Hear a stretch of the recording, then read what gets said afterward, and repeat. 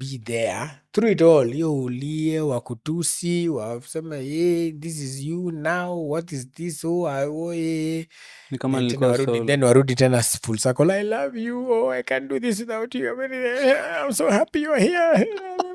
Zote mixed It's a mixed thing altogether, but tuko hapo. The most important thing is to be there.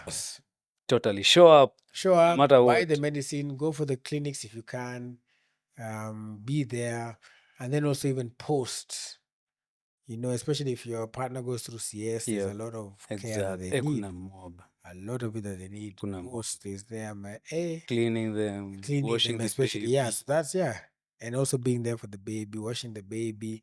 I can remember sasa nikishika mtoto. Imagine. It's very funny, ati mkono ya mtoto ilikuwa, mkono ati ilikuwa hapa.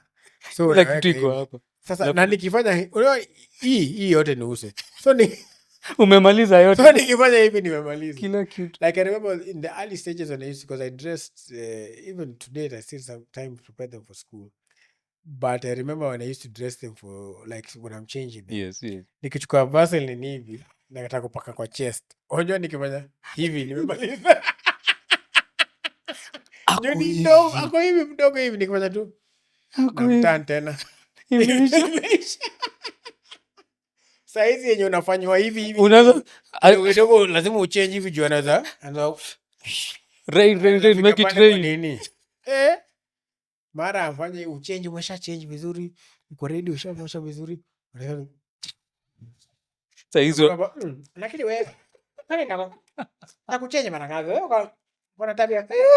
Juu haina vitu ndani. Haijapitia. Bado ina toxic. That's very pure. It doesn't have kabisa clean. Na mtoto huyu. Na unangoja tu ati sahi. Be there. You have to be there. But it's also nani. It's a good. Mimi napenda hiyo journey sana. It's good because also sometimes I remember sometimes when I was changing the kids, and you una change too, but then you realize all of a sudden na tumenyamaza kwa hii process.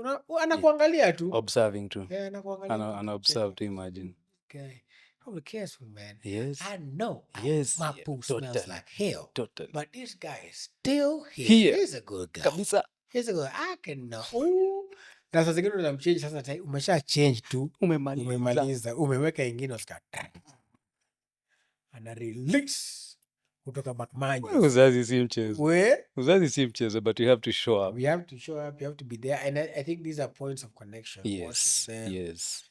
Taking care of them. Bonding. And for me, I used to have that thing where, because for me, the house have always stayed. Sometimes even had 2+ or whatever. So now for Ivy to insist and say, no, this person probably has kids and stuff. Yeah. So we need to give them some time to take a break. Oh. And so sometimes it's a bag to sisi. And initially we even had a day bag. So we nakuja. Anamaliza. Anaenda. So usiku sako ni wewe.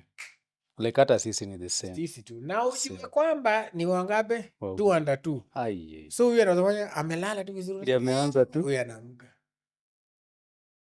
How did you balance that? Na job, bado unatekana huko nje.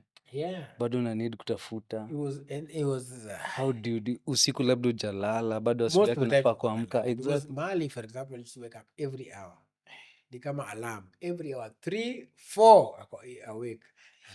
Sasa but me, what I did with the intentionality, because I wanted them to be mi nilikuwa nataka nikuwe first point of contact. Super. So nini ilikuwa hapa? Yake.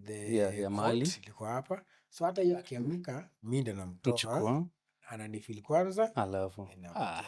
Shikilia hapa. Pia kwa baadhi afanye mdem. Pekee alafu anirudishie tena. It's just being used by everybody. Yes, everybody is taking a taste. Anampatia, akimaliza mimi namchukua na mbaba akishapata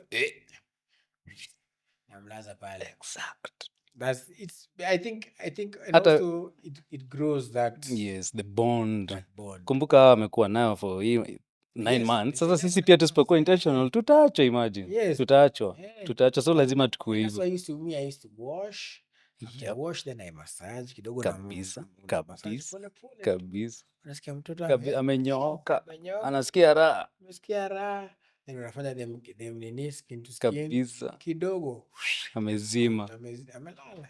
Me until today, I think I can count how many times my wife amwasha Muthoni. Most zote. I did it. I do it. Yeah. I decided to do it to create the bond kabisa. Because that is, I think later in life, bado itaendelea hivyo. That is my prayer. Because inaanza saa hii ikienda. Also, because sometimes you'll get some crazy house helps. Very. So pia lazima wajue, bwana, hii kitu tunaweza Naweza fanya. Naweza fanya. Yeah, we really do appreciate what you're doing. Exactly. But pia when it hits the fan, tutaidu tu. Kwani si ni wangu. Tutaidu, You know, sometimes when there's even a time I think when Ivy went for I think a week and got back in the hour. I was like, but what are we? But they're crazy though. But ni wako. You are crazy kinda. Ni mimi juu hizi traits pia wako nayo, si ni mimi tu. By the way, tukiprepare psychologically na kwa mind inakuwa ready. Sema tu atakuwa, so in the wake up in the morning. Yes. You know, prepare, poop, tup, take them to school. Namaliza, unarudi, change, nini, endelea. Hivyo, go, let's go. Routine, you know the routine. Exactly. Ikishafika around 5:30, 6, kila mtu atoke, wakuje nyumbani, waoshe, wakule, wapate maji moto kidogo ya kunini kidogo. Wakitaka maziwa ile ya mwisho. Sawa. Bedtime inaanza from 7:30. We shall train that. How did you balance? But you swali ujani. Balance was very hard. Ni ngumu. Because I remember even for my daughter sasa Yara, yeye alikuja just after I left Citizen. So the first like 2 months of her life and her, I know for a fact her language of love ni quality time. Because yeye hakuwa ananitaka. Jua nioni. Yo, you just gonna show up now? Talk about dada? Hakuna kitu kama hiyo. Unamshika hivi kidogo, analia anataka mama yake. So like, kuna time nyingine nilikuwa namshika unamwambia wewe. Nini mimi wako? I'm your father. Nini kuna. They don't understand you. Mali was even used to sleep to reggae music. Peaceful. Ukiweka hapo akilia, reggae music. Tuende kazi. Anatulia, ukimroki hivi out. Yara wanajaribu kila kitu nothing. Until I realized, okay, what's up? So I said, okay, maybe wacha nifanya nisita mbebo, juu neka nikibeba nazusha. So niko nakaa hapo na yeye anakaa kwa bed, mimi niko hapo. Pole tu. Ni kumkatia tena. Then after time I realized I stayed home for like a week. Now she's more receptive. Now she's there. Wako sawa. She's now responding. So that's what quality time. Ndio. But it was hard because at the same time you're trying to go and look for them. Hiyo maziwa anahitaji hiyo diaper ya nini? Yes, all those things, and then you also want to form a connection with them. So it was hard. Seekers, right? Yeah, it was hard, but I think I would set time now, even if I'm not there during the week, to try and be with them. And I try to do that also these days because I know there's time 8:30, 7:30. So let's say if I'm not with them during the week, I know that in my mind I just Saturday wakiamka tu hivi. Mimi na wao. Uko nao for the whole day. Tuende tutulie, niwapeleke wacheze, wakuje, and that time they can do. Now we were breaking rules, They can take chips, they can take soda. Ni kama unajaribu kucompensate. Kimpango. Si ati huo. Mimi nakuanga tu ni vile. Now my son knows, like, Daddy, where have you? Are you going to work you're going to work to look for money? To buy mosquitoes. And understand. Anaelewa. Job offer kitokea ma contract ya kutoka kuenda tuseme kama sasa wewe outside the country.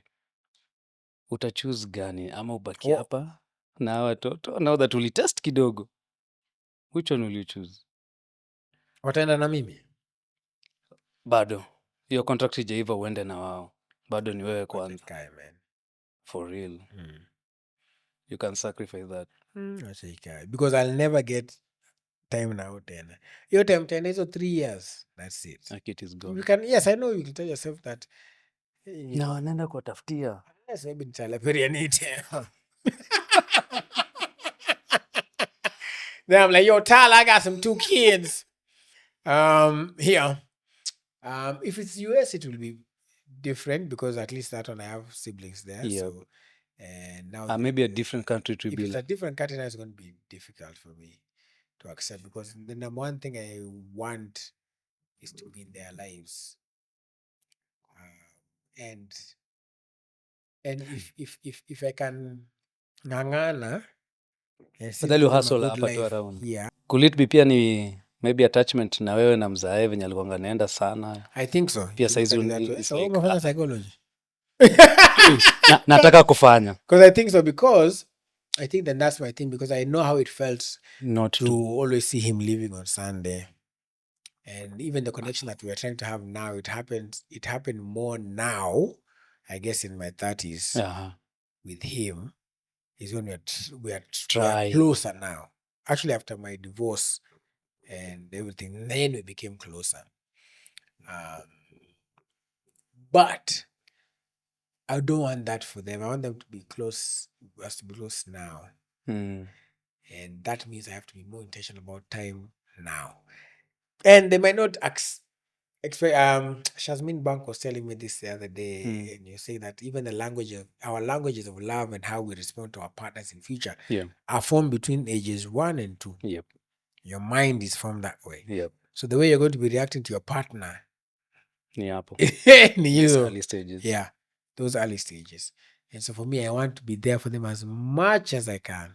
Sasa kuna mwanaume hapa nje, hiyo kazi hiyo ndio nategemea, ama ndiye ameangukia after kuwait for so long. And you see, and it's a good thing that you say that, because you see that's me. Yep. Now, if you're also in a place where and you discuss this with your people, because it has to be a discussion. Yeah. You discuss rather with your partner. Yep. And they are maybe like their mind, they're 4 and 3. Yep. And this is an opportunity. You've been waiting for. The pay is great. It will set you guys up. It will shorten, as Apostle Selma says, the thing you're supposed to get in 3 years, in 3 months, in 10 years, you get in 3 months.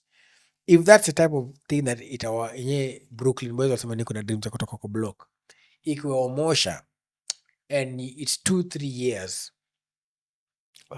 maybe go then, if you guys can take it. Because again, there are people who can't. I mean, Waiga, Maura, Joyce, they dated apart. Yep. When Joyce was in the US, came back, got married, they're together till today.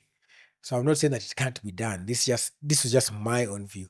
But I'm not saying that now you pass an opportunity because now Willie said. If you measure it on your scales and you realize that, okay, I need to go, watch because I have so many stories of even my family members who they got a child early. And they said, because I can't provide for this child now, weenda uko Kisumu ishingi na auntie yako, mimi nitakaa Nairobi ni hustle, then when I get myself together, I'll come. Now, that doesn't mean that sasa huendi. Hapana. Kama unaweza kuwa South Africa or Canada or wapi, and you can bring them from time to time, or you can come home from time to time, fine. And these days, technology, you can FaceTime every day. Super. You can be there. Just try and build the connection. Every day you can still build the connection. So you can. But also remember, because sometime when you're far away, you must also be realizing that body no be wood. When the distance, climbing the ocean, crossing frontiers, going there, you see there, you're there one day, I remiss. 2 days, Vaseline. Day 3, it will be Nancy. It will be Vanessa. It will be Ruby. Hey, body no be wood though. You have to be really strong. Very. That's not to say people don't do it. There are people who do it. Yeah. Kuna watu wenye wanafanya. Yep. Na hiyo ni sawa. But that's what I'm saying, you measure yourself according to where unaweza. Usienda hapo unasema I'm going to build for my children. I'm going for 2 years. Na sasa hakuna kitu hapo. Then you build other children. By the time you're coming back, umeenda hapo to build for your children, you make others. Exactly. In another country. Unaharibu zaidi. Then also for men, also realize though, that remember, it is the society that thinks that, maybe it's just the man who's getting this opportunity. You also have to be flexible enough. If it is your wife who's got the opportunity and she has a chance to better herself, your partner has a chance to better herself, and it will involve her leaving, and you sit down and you discuss it. Men don't like to talk about that. Sometimes you just have to leave the thing. Believe in your person. Hata akigongewa dongmano washini. Sorry. Hiyo si sauchi. Hiyo si ni mwaminiane, mwamini, trust. Yeah. it's some things you just, if But it's going to, it's not easy. It's not easy. It's not easy at all. The ideal is to be there together. Yes, technology has made it so that you can synchronize your phones and your calendars and your FaceTimes and your WhatsApp videos and all these things, and travel once in a while. But also, I'm just saying that don't also, because sometimes what happens is that we don't take opportunities. And then now 2-3 years down the line we start resenting. When ulifanya nisikuenda US ama sikuenda Canada ama sikuenda this. So sasa unaanza kutolea mtu hiyo stress. Ama unaangalia watoto unasema nyinyi tu nyinyi. So now start projecting on them. So balance. If you feel that you can do it, please do it, because the only way you'll know is usiende bus. Ifike hapo 1 year usema my husband, I can't do it without you. I need just like the vehicle. When they go there to check the oil, they ask mbele iko sawa, siko sawa. As you're talking about that, yes, hii time ya delivery after post delivery, yes, pia hiyo time kuna hiyo time ya kuchora number 4. How do you do it? How do number 4 they are praying and interceding and knowing that you shall believe in the Lord your God and have no other brazen images. That tend to think so many men wanaendanga out your time. Yes, kama huko intentional. You know, you're told so sometimes and again to reference Bishop used to say a few things.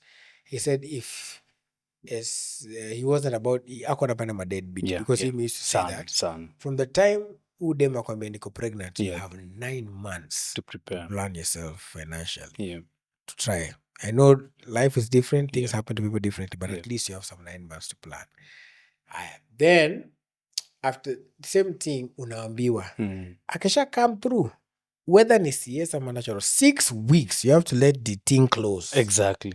Psychologically you are ready for 6 weeks. Asa zingine tunaweza pita. Sasa zingine zinapita because pia kuna hormones, kuna changes. Pia unaweza kuwa hapo unajaribu kunini, lakini mtoto pia anataka pia. Alafu inafanyikanga hivi. Ukishikanga tu mama yake hivi.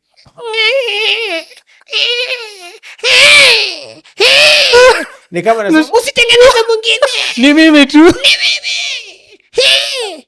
Yaani ukishika tu hivi.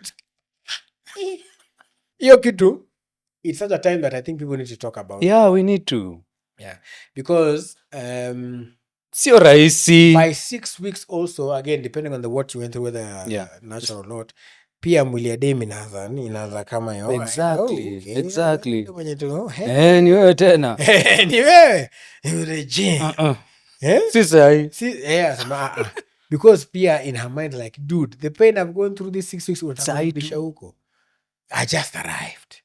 Wachana nayo.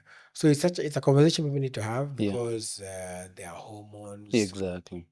There are times, feelings, there's lower libido because of hormones and all these things. There's breastfeeding, kuna hiyo uchovu. Pia lazima akuwe amepata. You can't just also you know, she's tired, you're tired. Yani maziwa kila pale. By the bra.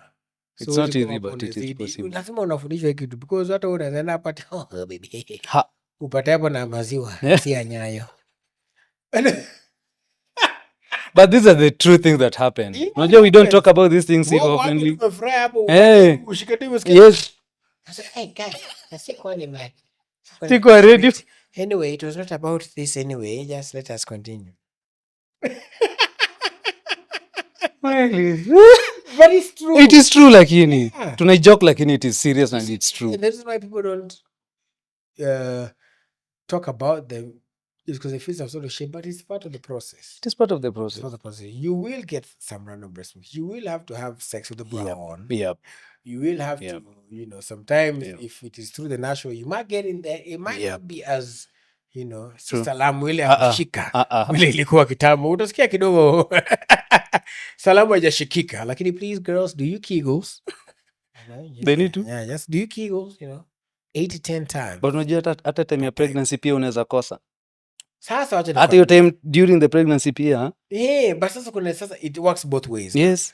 And our gynecologist was telling us, so during pregnancy kuna the women who sayo na sasa wako home, my brother home. Yep. Na wewe umechoka huko. Sasa wewe umechoka. You must be careful. So you must visit with caution. Are we together? See kama before. See kama before, but I do have a friend of mine, a couple of friends of mine who on the day wameenda wasi leo wana deliver leo. Wakakumbuka by the way. Hii kitu tutakaa 6 months. Funga mlango niko show. Hasa nikukumbushe kabla niende hii kitu.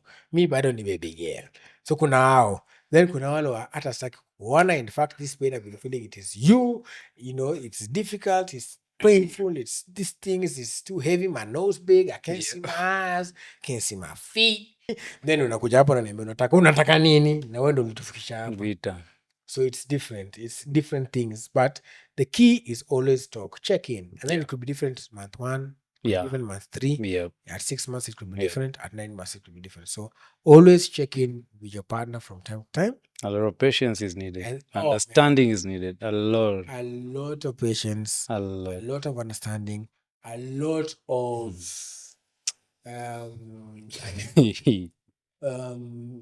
hata kuwei tu. Because hata mtu anaweza kwambia mimi naye nakutaka. Na ni hivyo. But ukifika unapata amechoka. Hata hiyo mwenye anakwambia sasa si ukuje basi. Aje na unakaa hivyo. Kwani mimi ni mnyama? Surely. No, please, babe, I don't want to let you down.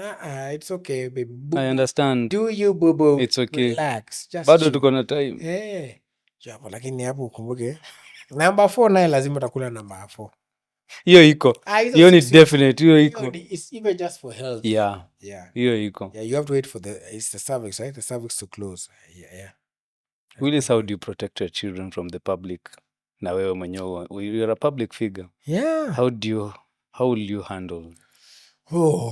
So for me, I think this year we are trying on purpose not to show them a lot, but then sometimes also you realize that sometimes the social media space also becomes sort of like in a world where AWS as a crash, really crash juicy cloud as a crash.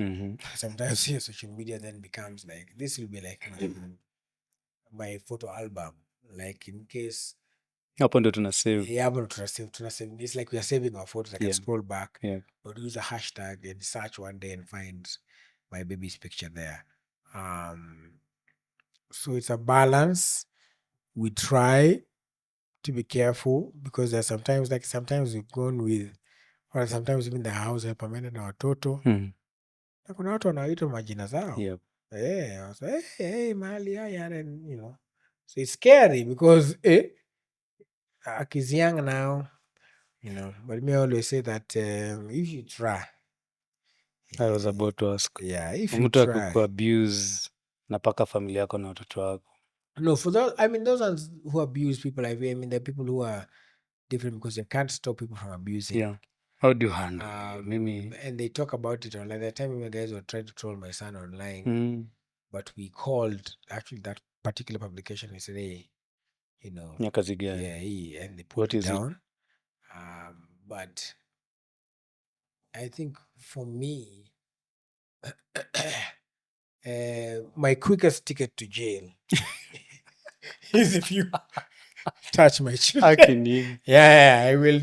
In fact, I'll commit the crime and take myself to the prison. The love. Yeah.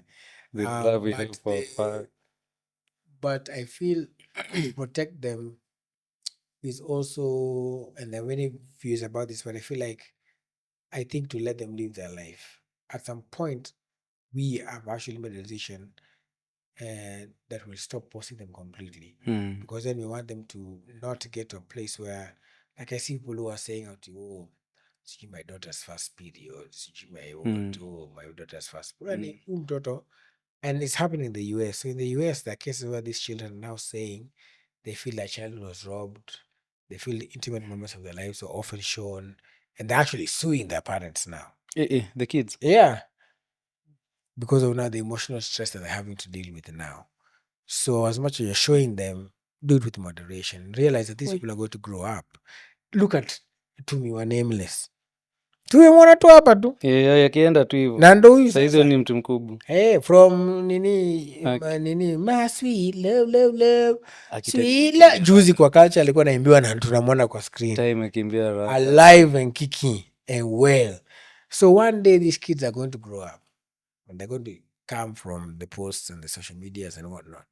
And even now what happened with the kids in the US is they say like, hey, so mama, if you are making money from me, then where is my money? Wapi kati yangu? Basi nilikuwa nakulea naye. Wanawapatia. Wewe nani amekwambia? Nilikuwa nakulea naye. Ndio.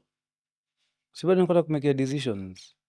Hiyo ni part of making decisions for you to but have what? So where was the financial decision you made so that by the time I get to 18 I'm okay based on these things you're doing? Ama you are just globetrotting with my money?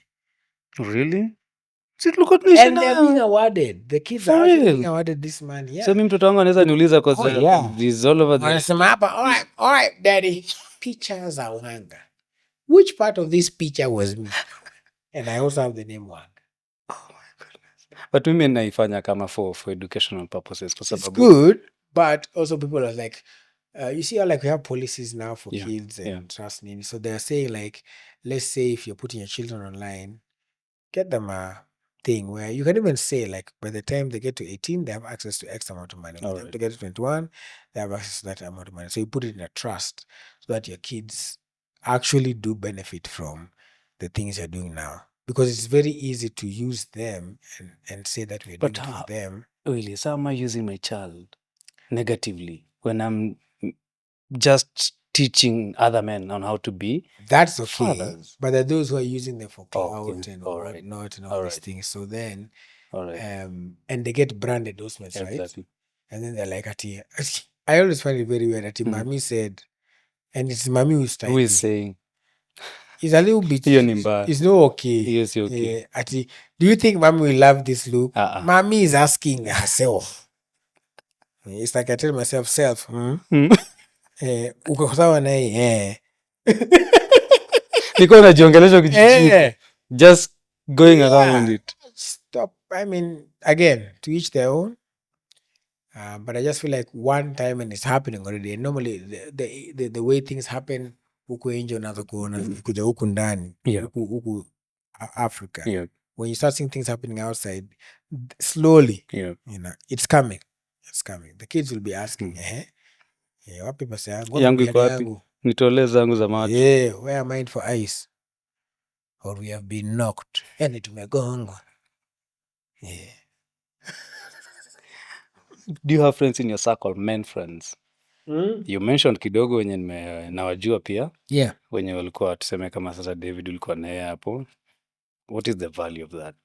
I think it's important to have that because lazima ukuwe unaweza kuwa na mtu who is not really going through the same thing but who understands. Now, there are certain things that are more or less the same, or not the same, but you will certainly get the right reaction. I mean, just normal thing ya kusema kuomba visa. Let's joke about it, but it's universal. Lazima uambie your partner where you're going, how long you're going to be there, and who you're going to be with. Hence the visa itoke. Na kuna wale wakisikia uko nayo, visa inatoka haraka. Kuna wale wakusikia hana, asema tu, so nitakuwa na Sami! Na vile Sami nakuanga na made hapana. Haiwezi. So nitakuwa na Wanga. Kaka ni Wanga ni sawa. Unatoka saa ngapi? Mmesikia Wanga.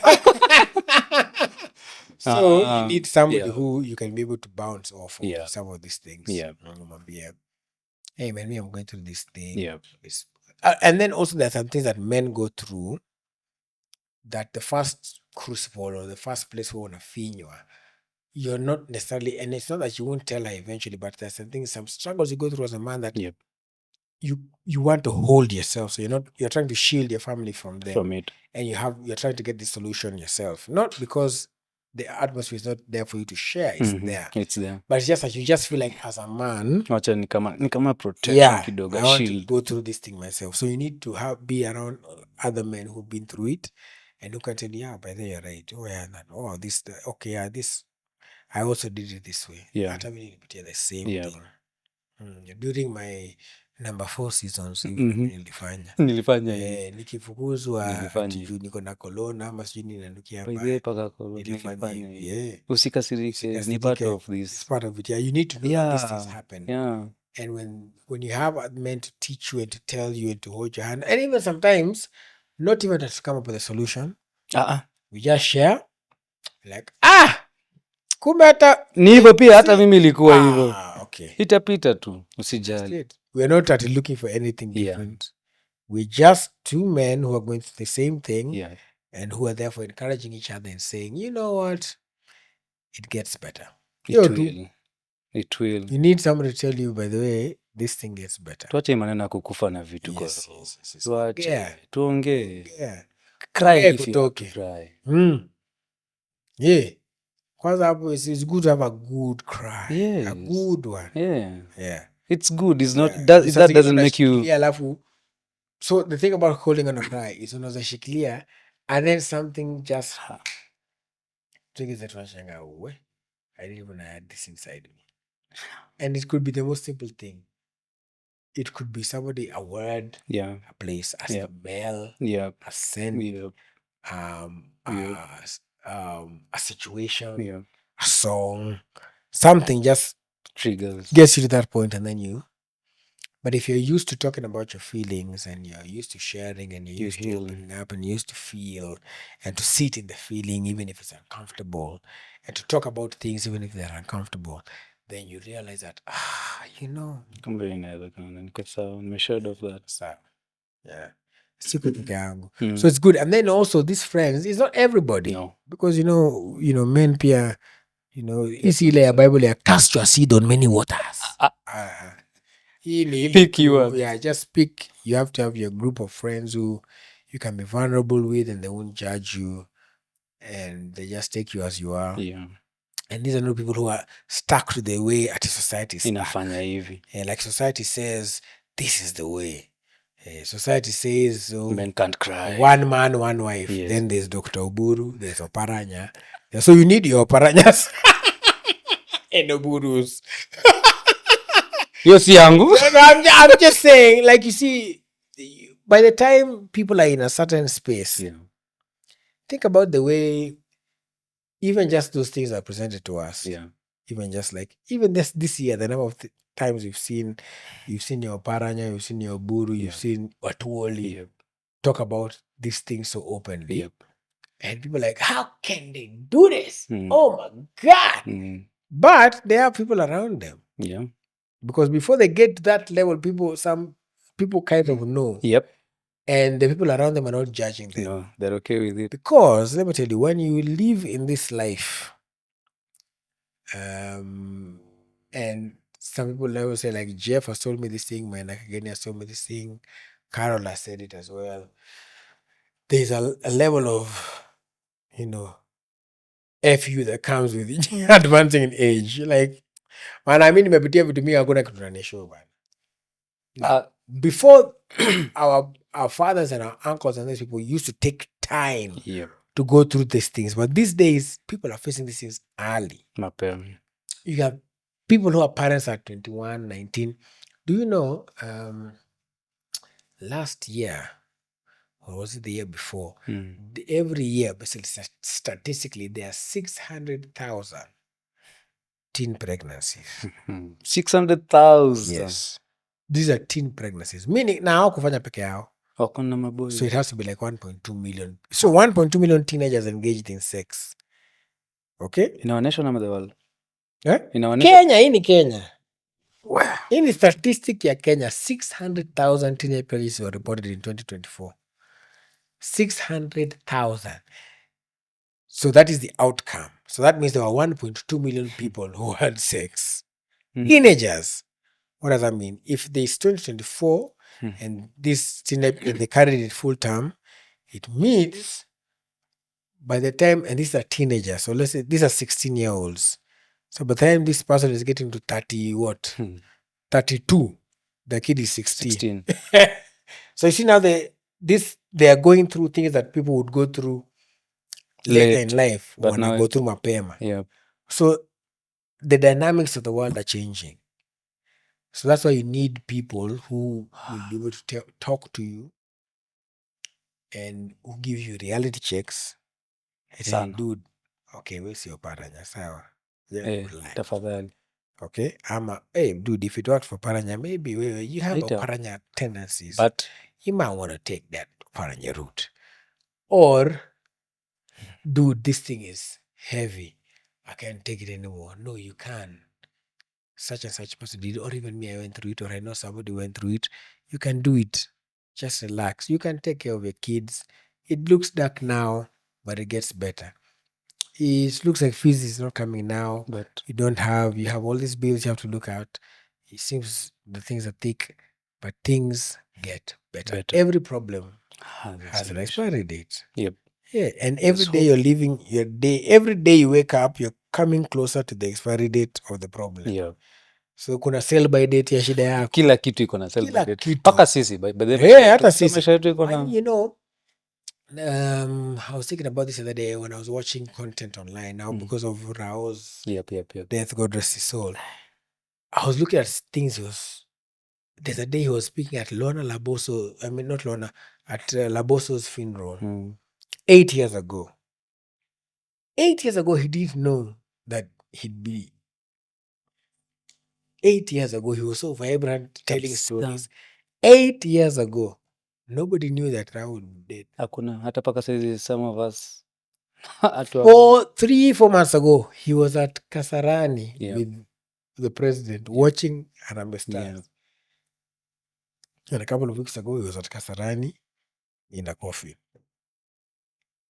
How life is. So you never know. Tell the people you love them. Live life. Have fun within your parameters. Yeah. Take care of your children. Yeah. Plan for them. Yeah. Do what you have to do for them. Yeah. Live for more than yourself. Because you never know, man. Imagine 8 years ago, he was standing there talking about somebody. Talking about, oh, she was a very good person. Then, Ndoyo, umefika. This is what maybe I've during this time the funeral. I think Rao was an amazing father, not just for the nation, but for his own people. Kids. I think so because for his own kids. Yeah, because all of them are different. Yes, and he was there. I think the mark of also a true father, and maybe now, they will tell us maybe one day. Yeah. But I feel like if you're a politician, for example, of his stature, then you would imagine that all his children would be in the line of politics. Exactly. But they are different. Kila mtu ako different, wengine wako quiet, wengine wako loud. And even the videos you see of him and Winnie, hey dad, Winnie was always laughing in the background and now. So I just feel like it just goes to show you like some of the things that we work and do. At the end of the day, mtu ni baba ya mtu. Ni baba ya mtu. Hiyo part, hiyo jamaa na msalute kabisa. Saizi siwezi muuliza tu how he did it, but Joey! He did an amazing Finger. As a father, balancing all these things, watoto wako na politics, national politics. Ni Raila kituo, to Kenya tuo baba. I salute that man. I salute that man. Rosafi, sijasikia mpango wa kando, sijasikia watoto. Not to say wenye wako nao ni makosa, but this person mwenye, I salute him. Father Studies salutes you mzee. We salute you. Raila Monolini. Tenga Woodmade. Very good. It's a challenge to many of us. Sisi tunasema tuna time. Na yeye sasa. Imagine. Fanya vitu ngapi na bado the family is neat. And also it's that thing I saw that of him and also of Obize, Barack Obama, is that you also need huyo mtu mwenye unajua tu yenyewe. Like Barack said that there is no way you can have work-life balance. Totally. Yes. And he said there's a time when for him, in 2 years of the campaign trail, Nakwe president, I think he said he saw his kid maybe 3 or 4 times. In how many years? So pia shout out to Michelle. Yenyewe. So lazima ukume balance. My brother always talks about the different P's. I don't know all of them. He always says there are 5 P's. But he says the first one is prayer because you always have to have your prayer life. Yes, correct. The first one is prayer. The second it says is purpose, which is your career, your calling, what you're supposed to do. Then there's your partner as well. And so it says sometimes your purpose, what you always have to have constant is your prayer. That constant. Yes, that one, because and then there's a physical. So I'm missing just one more. So there's a physical, your purpose, your prayer, and your partner. The other P I can't remember. But he was saying you have to take care of your physical. You have to always pray. Yeah. You have to take care of physical because it is this body that is going out there to work. Yep. Then there's a purpose, which is now your career, and then there's a partner.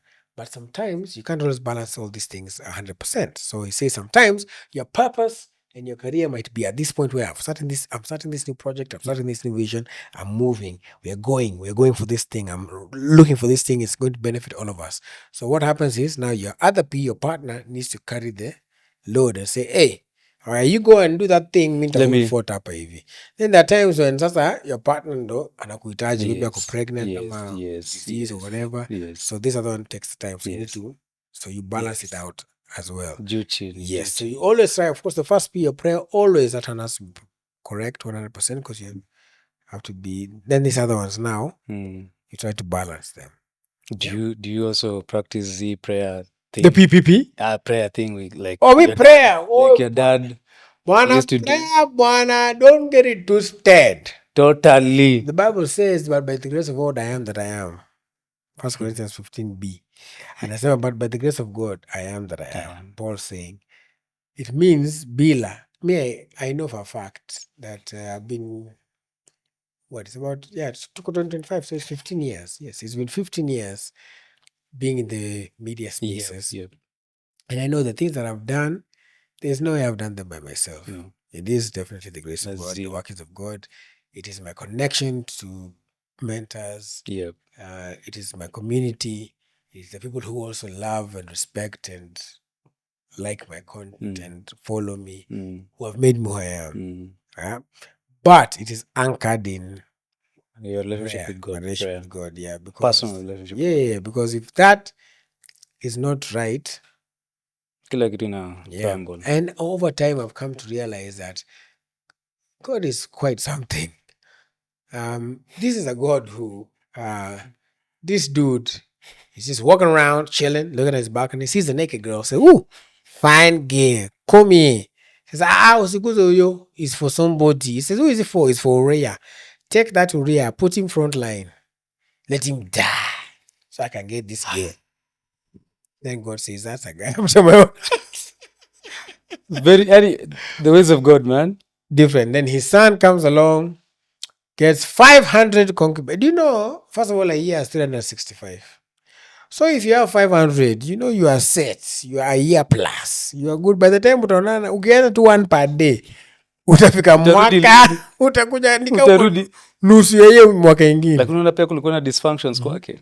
Yes. Kwa familia yake, watoto wake, nini. Walikuwa na mashida mingi. Shida mob sana. But still he did some things. Yes. Yeah, he did some things. So I'm just saying that the way God looks at things is not the way we look at things. The way he values and ways things are not the same way we value and weigh things. So the best thing is just to have a relationship with him first and talk to him and learn and from him and allow yourself to be vulnerable. So that there are just some things that I don't know. There's some things that I can't explain.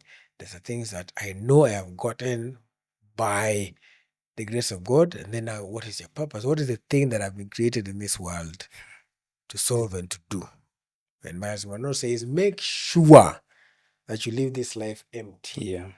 Everything that uliambiwa ufanya. Mimi nimefanya radio, nimefanya TV, nimefanya entertainment. Clearly because I have children, nimefanya msichana. But at the end of the day, now I'm here doing another thing at Wabebe. So but what is it for? At the end of the day, it's for impact. Yeah. Will somebody grow? Will somebody use this space and go to the next level? Will somebody be transformed? Will their life be changed? Will they be employed? Yeah. Will they be happy that I was born? Yeah, at least Willis like you're doing this in Wabebe Studios. Yes. And this is going to transform a lot of lives, I know. So that is what at the end of the day, it's also life is about impact. Again, my brother always says a lot of things to me, and he says, I remember one time I was telling, man, I want to be successful. I want to grow. I want to. And I was like, until you are living for more than yourself, you won't succeed. Whoa. Yeah. Si yako tu. Si yako tu. Ona sahi Tyler Perry nimesikia amenunua BET plus VH1. Si yake tu. Si yake tu. There are people who will go to sleep and be like, why nye kitu tulikuwa naenda kufail? Thank God Tyler bought this place. Yep. Nimeona umetaja your brother sana. Pole, we are going so far, lakini yeah. How did this friendship, your siblings, wazazi walichangia kivipi? I think ama mmekuja tumekuja kunini as we are growing. But they did. My dad always also emphasized to us about family. My dad is that one person who he'll always call, even when I'm here. Even now, he asks me, how is your cousin so and so? How is like, hey. So lazima ujue. Like, hey. Kwa sababu nimeulizwa mara mbili nimesema sijui. Acha nipige simu. Ni aje uko aje? Uko fiti. So that at least you can say, do you talk to them? Yes. I talk to them. Yeah. So he's big on family. Yeah. We have family meetings ourselves every 26th. All the Raburus. Of December? Yeah. All of us. We come in our different shapes, forms, sizes, everything. Whether you have 1, 2, 3, you just come. This is family. You're welcome. This is your family. I love it. I absolutely love it. And over the years, though, sometimes people, of course, lives.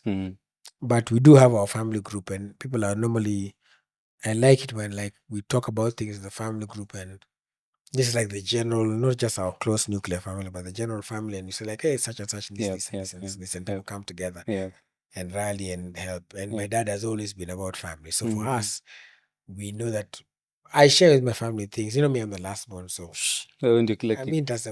tasema vile na feel. You know, over years, of course, I've had to also say, excuse me, hey! Niko na maisha yangu bana. Tafadhali. I'm not a kid anymore. Nipange. Hata mimi niko na vitu nafaa kusema kwa hii situation. Naweza jipanga. Hata mimi just jipanga. So it's have that, but then after a while, I guess I think as you grow older, you look for that identity in that space, and that's where my brother has come in. Yeah. And my dad. So my brother, mtu siku moja sijui hata nitaandika kitabu. Mtu salute to Kevin Raburu. That's my G right there. Thank you for being this amazing brother that we need. You know, we always joke in our family that sometimes even if you need faith and you don't have, you just call Kevin. His faith is unshakable. Like there's a faith, even talks about it. There's a faith in God, but then there's a faith of God. Yeah. So Kevin has he got Mungu faith. Sikiza Mungu wa Kevin. Yeah. Kevin and my son. Mimi huamini Mungu akiwaona kwa call ID anashikanga simu haraka sana. Sisi pekee wanasema ati wewe unapika sana. Oh my God. But ikiko hapo mali. Yes mali. Ama yes Kevin, yes. You have I'm a victim. Mimi pia nabianga Jabali Bonga na. Ongea na Mungu. Ongea na Mungu bwana. Ongea kitu. Easy. Yeah, so it's important. It's important to have that. And also brothers, even as men. Brothers biological. Yes, and brothers here as men. Yeah. What have you learned from your children? Patience. From them. I've learned to be patient. I've learned to be open and willing. I like that thing that the Bible says, let the children come to me. Because if I tell my son today, nakuletea chocolate. Ifike. Bwana, hata mnipigie during the day, ile chocolate haifiki, hata hii anajua tu daddy said. Inakuja.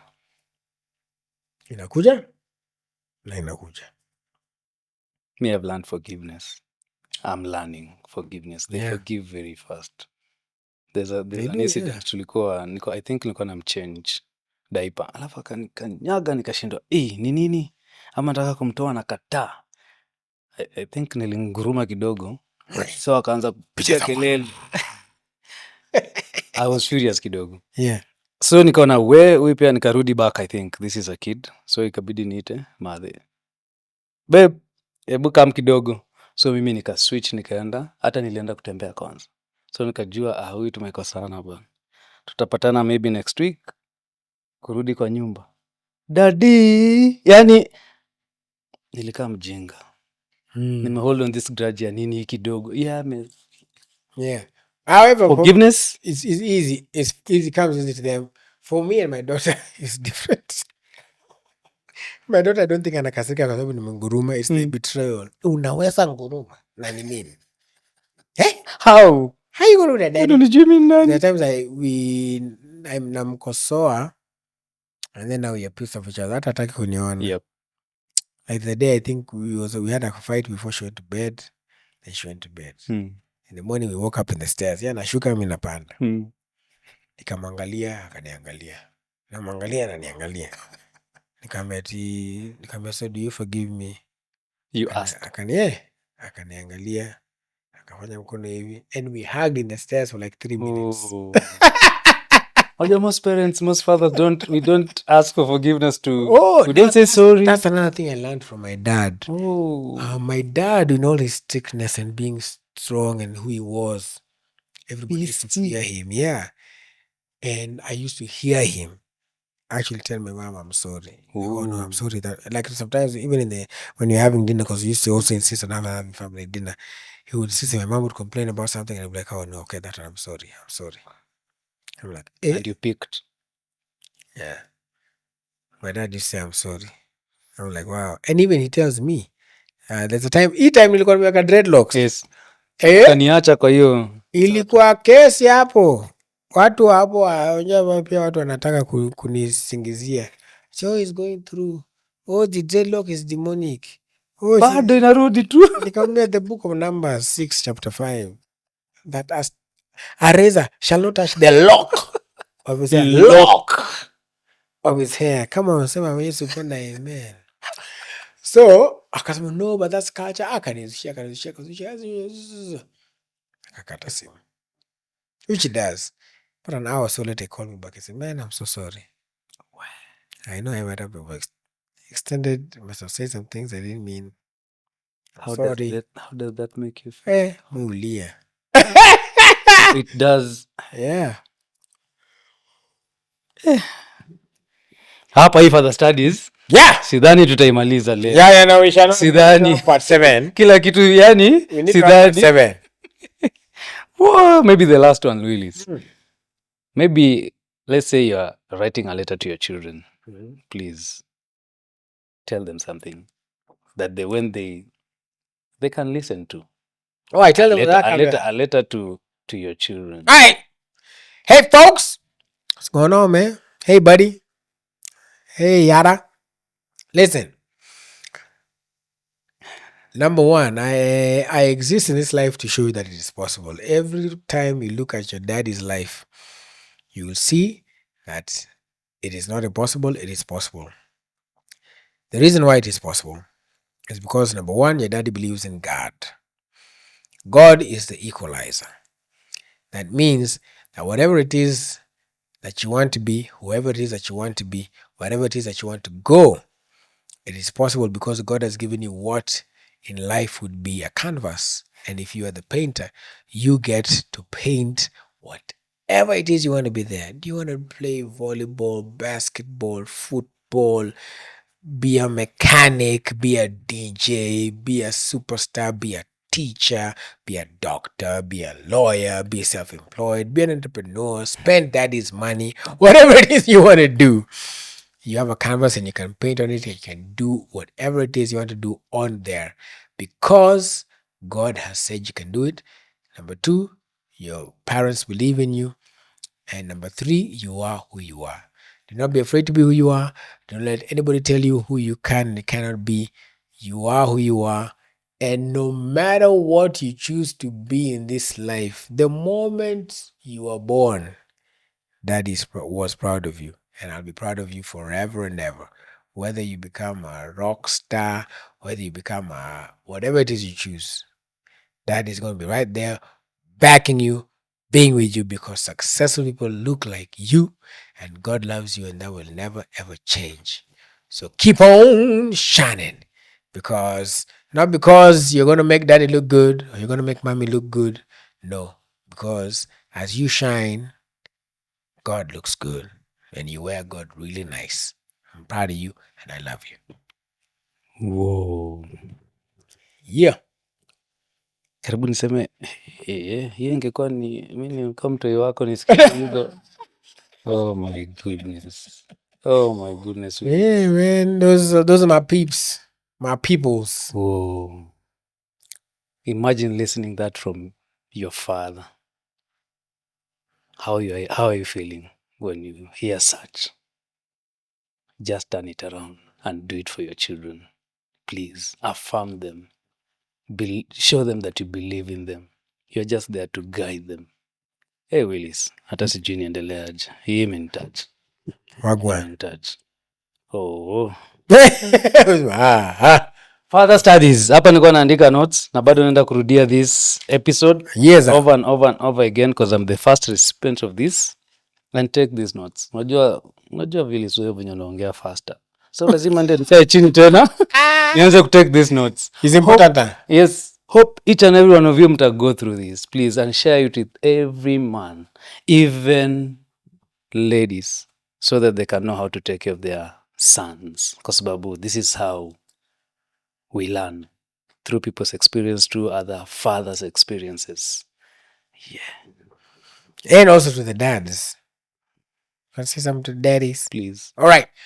To the daddies. All right, listen, daddies. First of all, the fact that you are a dad is an honor because you share a name with God. Imagine.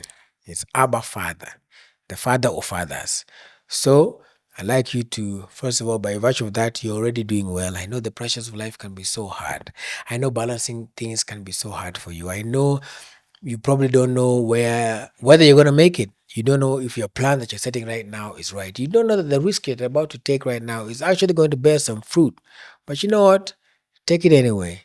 Do it anyway, because the Bible says it is Him who puts in us both to will and to do. So the fact that you have a reason to do something, it is Him who has put it inside of you to will and to do. And don't lose hope. Hope deferred makes the heart sick, but a desire when it comes is a tree of life. So keep on hoping, keep on believing, keep on pushing. You are doing great. If nobody told you, I am proud of you. I'm proud of the risks you take. I'm proud of the darts you take. I'm proud of the shielding you take. I'm proud of you taking care of your children. Even if you go to work every day, you are pushing, you are hustling, and you come back with 200 shillings of legally made money. Imagine you're doing okay. If you do 200 shillings today, 200 tomorrow, 200 again and again, it makes sense. It may not make sense now, but it's going to keep on making sense. The role of the people is to make life easier for you. So yes, we will advocate for you to have better working conditions, get rid of unemployment and all those things. But for now, as we are waiting on those things, just by you existing and watching this, continue being a great daddy, continue being a great person, and you are shaping the future, because you yourself are going to be part of that future, and it's going to be great. Let me tell you what, I'll see you at the top, because there's enough room in the sky for eagles to fly. And guess what? You are an eagle. Successful people look like you, na wanavaa trouser moja tu hivi na ingine hivi tu, ama ni Jeff Bezos, ama ni Bill Gates, ama ni nani, ama ni Willis. Tunavaa tu one at a time. Hatuwezi vaa mbili, trouser mbili, itakuwa ni sin. It's error. So I'm proud of you.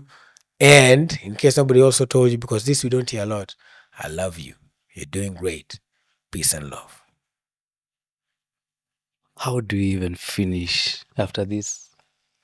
Oh, Willis, I can listen to you over and over and over again. I can listen to Aki. Thank you, man. Thank you for encouraging dads. Thank you so much for even telling them that you love them. We love you. Yes. It is okay to be loved. Now receive the love. Receive it. Receive. Love you na kaza to release the sphincter muscles. Thank you so much, Willis, again for your time. Yeah. Oh, thank you for agreeing to this. Aki, there are so many people whom you've touched, me included. Nitakuandikia message, Willis. Wagwan. This is awesome. Sijui hata namaliza aje. And thank you so much for being here. Pia nimelearn. By the one of the thing naenda kupitia ni kulearn how to be this good. Wacha na fatherhood. But sasa kutumia hii mic vizuri. Hii ninaweza kutumia nikiwa pale Moi University KSS. Kararan kabisa. Imigo mie. Wado Moi muko sawa? Amizo pti. I'm gonna learn a lot from you. Yes. And thank you for this space. Thank you. No, that's fine. This is a good thing you're doing. So congratulations to you as well. Thank you. Hii ni mambo mufti. Kazi kuntu. Na mambo mufti. Mambo imelainika. Na inabainika wazi. Mambo unafanya mambo kazi wa kupigiwa mfano. Shuka nielewa. Kila kitu nakielewa. Nashukuru sana kwa kutupa hii space ya Wabebe tukaifanyia hii podcast hapa. Thank you so much.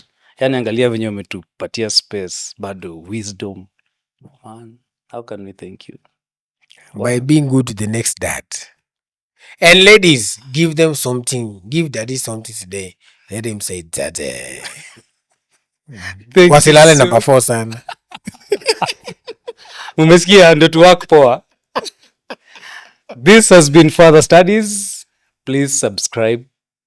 Share this information. Usikae tu nayo tafadhali. This is transformational knowledge and content. And this is what we need for our nation, for the world. Tusiishi tu for ourselves. Right? We share with everyone that you think. Share with your buddies, your uncles, your even fathers. Hatumalizi kusoma. My thinking. Thank you so much. Until next time. See you on another episode.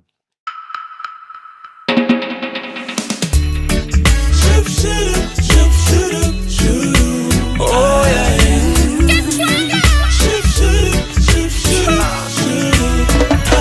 I am a man. That's who I am, a man. That's what you have created me to.